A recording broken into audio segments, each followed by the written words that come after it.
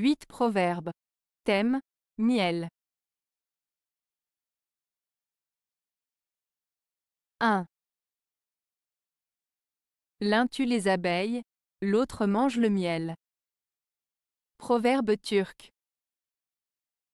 Ce proverbe turc signifie que dans la vie, il y a des personnes qui travaillent dur pour produire quelque chose de précieux, tandis que d'autres profitent simplement du fruit de ce travail sans aucun effort. En d'autres termes, il souligne l'injustice de ceux qui bénéficient du travail des autres sans contribuer eux-mêmes. 2. De Dieu vient le bien, et des abeilles le miel. Proverbe français. Ce proverbe français signifie que le bien et les bonnes choses viennent de Dieu, tout comme le miel provient des abeilles. Cela met en avant l'idée que les bonnes choses dans la vie sont des dons de la nature ou de forces supérieures. C'est une manière poétique de souligner l'origine divine ou naturelle des éléments positifs que l'on peut rencontrer dans notre existence. 3. L'abeille qui a envie de s'en aller de la ruche ne fait ni miel ni cire. Proverbe basque. Ce proverbe basque signifie que lorsque quelqu'un n'est pas pleinement engagé ou investi dans une tâche ou un projet, il ne produira pas de résultats significatifs. L'abeille, qui symbolise le travailleur ou l'individu, ne pourra pas produire de miel ou de cire, qui sont des symboles de l'effort et du travail, si elle n'est pas motivée à rester dans la ruche et à accomplir sa tâche. En d'autres termes, pour obtenir des résultats positifs et significatifs, il est important d'être pleinement engagé et investi dans ce que l'on fait. 4. La marâtre, fût-elle pétrie de miel, n'est jamais bonne. Proverbe basque.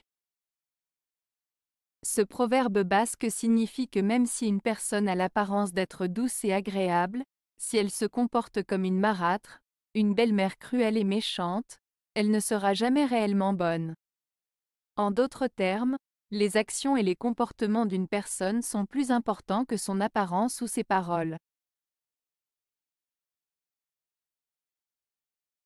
5. Le miel est la mort des mouches. Proverbe allemand. Ce proverbe allemand, le miel est la mort des mouches, signifie que parfois, quelque chose d'attirant ou de plaisant peut en réalité être dangereux ou nuisible. Dans ce cas, le miel, qui est sucré et délicieux pour les mouches, devient en fait un piège mortel pour elles. Cela nous rappelle qu'il est important de ne pas se laisser tromper par les apparences et de rester vigilant face aux situations qui pourraient être trompeuses ou dangereuses. 6. Faites-vous miel, et les mouches vous mangeront. Proverbe espagnol. Ce proverbe espagnol, faites-vous miel, et les mouches vous mangeront, signifie essentiellement que si vous adoptez une attitude trop douce, aimable et conciliante envers tout le monde sans établir de limites claires, les gens pourraient en profiter pour vous manipuler ou abuser de votre gentillesse. En d'autres termes, il met en garde contre le fait d'être trop naïf ou de se laisser exploiter par les autres en étant trop accommodant. 7. L'amour est une passion piperesse, qui nous apporte du miel, pour nous saouler de fiel. Proverbe français. Ce proverbe français signifie que l'amour peut être à la fois doux et amer. Il est comparé à une passion trompeuse qui nous apporte du bonheur, miel, mais qui peut aussi nous causer de la douleur, fiel. En d'autres termes, l'amour peut nous procurer des moments de bonheur intense, mais peut également nous faire souffrir profondément. C'est une manière poétique de décrire les paradoxes et les émotions complexes associées à l'amour. 8. Fais-toi de miel, les mouches te mangeront. Proverbe espagnol.